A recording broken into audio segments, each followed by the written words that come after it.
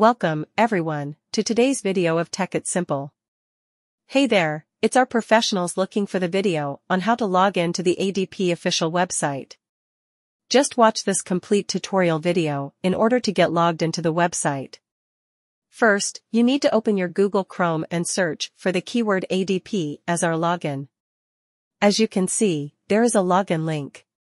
Click on this link, and you will be redirected to the login page of ADP. Here, you can see a button. Switch this button to all logins. Here are login options for employee, administrator, and account login. Click on any one of them, and you will be redirected to the login form of ADP. Here, you have to fill in the user ID. Let me fill it as 12345. If you want to get remembered, click on this. Simply click on the next button. Now, you have to fill in the password. Make sure your password is correct. You have to fill in the password of your account and simply click on the Sign In button. If all the credentials are correct, you'll be logged in to the ADP website. If you find our content helpful, then don't forget to like, share, subscribe, and comment down in the comment section below. Thanks for watching.